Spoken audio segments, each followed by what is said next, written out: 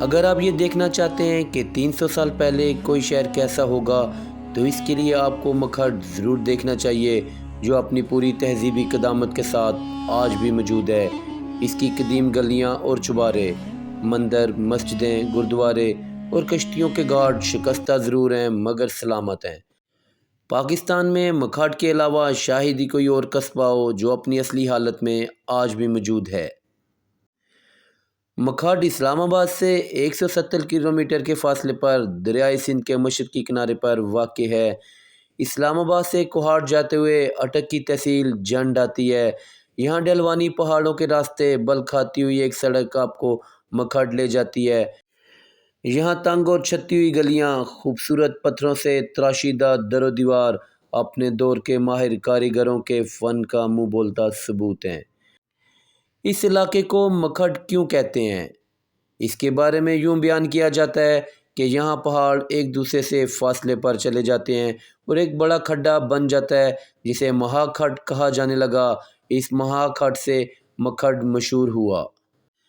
دریا کے رخ پر بنی ہوئی 3 منزلہ گھر اور ان کے خوبصورت چوبارے دیکھ کر گمان گزرتا ہے کہ جب اس شہر میں زندگی اپنے جوبن پر ہوگی تو کیسی دکھتی ہوگی۔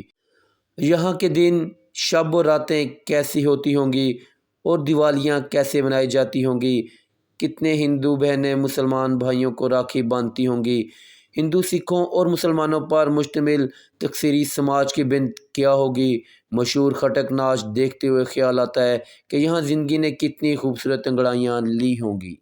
ہزاروں سالہ قدیم قصبہ مکھڈ بدھ مت، سکھ ازم، ہندوازم اور اسلام پر 4 تہذیبوں کا گوارا اٹک کی تحصیل جھنڈ کا گاؤں مکھڈ شریف جو قبل مسیح میں بھی آباد تھا۔ مکھڈ کے بارے میں تاریخ میں لکھا گیا کہ یہ بستی 920 قبل مسیح میں بھی آباد تھی۔ 333 قبل مسیح میں شہنشاہ دارا نے اس علاقے کو فتح کر کے اپنی سلطنت میں شامل کیا۔ 326 قبل مسیح میں اسکندر اعظم نے جب راجہ پورس سے جنگ کی تو اس کے لشکر کے کچھ لوگ بھاگ کر مکھڈ آ گئے۔ 317 میں نوشیروان عادل کے دور میں مکھڈ سلطنت فارس میں شامل ہوا اور ہندو مت کا مرکز تھا۔ 1027 میں جب محمود غزنوی نے سومناتھ کے مندر پر حملہ کیا تو وہ مکھڈ سے گزر کر گیا۔ 1192 میں شہاب الدین غوری کے بعد مکھڈ حاکم لاہور قطب الدین ایبک کے زیر انتظام آ گیا۔ 1520 میں جب ابراہیم لودھی حکمران بنا تو مکھڈ حاکم ملتان کے زیر نگین آ گیا۔ 1580 میں جب اکبر نے دین الہ ایجاد کیا تو اس کے خلاف مہم میں مکھڈ کے حاجی احمد پراچا پیش تھے۔ 1650 میں عراق کے دارالحکومت بغداد میں سے ایک صوفی بزرگ ایران، بلوچستان، بنوں سے ہوتے ہوئے مکھڈ آئے۔ اس وقت مکھڈ ہندو مت کا مرکز تھا۔ انہوں نے یہاں اسلام کی روشنی پھیلائی اور یہ صوفی بزرگ نوری بادشاہ کے نام سے پکارے جانے لگے۔ 1857 میں جب مغل سلطنت کا سورج غروب ہوا تو مکھڈ انگریز سرکار کے زیر تسلط آ گیا۔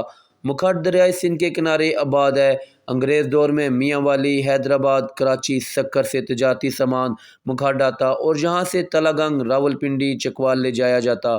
6 مارچ 1894 کو انجرا ریلوے اسٹیشن کا افتتاح ہوا اور انجرا سے مکھڈ کچی سڑک بنائی گئی۔ 1922 میں جب جنگ عظیم اول کے بعد انگریزوں نے اپنا ریکروٹمنٹ رجسٹر دیکھا تو جنگ عظیم کے دوران انگریز فوج میں سب سے زیادہ بھرتی پیر آف مکھڈ نے کرائی۔ ان کے اس کام کے بدلے انہیں ضلع لاہور اور وہاڑی میں 25,000 کنال زمین بطور انعام دی گئی۔ قصبہ مکھڈ ایک ٹیلے پر آباد ہے۔ قدیم شہر ایک قلعہ نما تھا جس کے مختلف دروازے تھے۔ آج بھی اس کے آثار موجود ہیں۔ مکھڈ کی گلیاں و مکان قدیم دور سے پتھروں سے بنائے گئے۔ دریا کے کنارے ہونے سے لکڑی کی فروانی سے استعمال کیا گیا۔ 1990 میں مکھڈ سے جھمٹ سڑک پختہ کی گئی۔ 1994 میں یہاں بجلی آئی۔ Khan of Makhad, Pir of Makhad اور پراچا یہاں کے مشہور قبائل ہیں۔ بزرگوں کے مطابق تقسیم سے پہلے یہاں مسلمان اور ہندو آپس میں رواداری سے رہتے تھے، اکٹھے کاروبار کرتے، ثقافت بھی سانجھی تھی۔ پھر ایسے فاصلے بنے کہ میلے ہی اجڑ گئے اور مندر بھی۔ یہاں سے انڈیا ہجرت کر جانے والوں کی نشانیاں آج بھی موجود ہیں۔ دریا کنارے مندر اور بہتی لہریں ان پجاریوں کی داستانیں سناتی ہیں کہ کبھی ان کی گھنٹیاں بھی بجتی تھی، لیکن اب یہ مندر خاموش ہیں۔ نہ جانے پھر اسے کب کسی کی نظر لگ گئی۔ آج یہ شہر تو اپنی جگہ کھڑا ہے مگر اس کے مکین تاریخ میں کہیں کھو گئے۔ آج اس شہر سے کہیں زیادہ وسیع اس کا قبرستان ہے جو 3 میل پر پھیلا ہے۔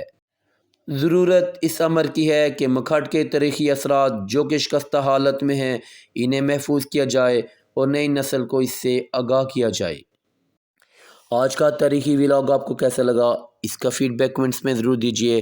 ایسے مزید ہسٹوریکل ولاگز کے لیے ہمارے چینل کو سبسکرائب کریں اور دوستوں سے شیئر کریں۔ اگلے ولاگ تک اجازت دیجیے، ملتے ہیں اگلے ولاگ میں ایک نئی تاریخی جگہ اور ایک نئی تاریخ کے ساتھ۔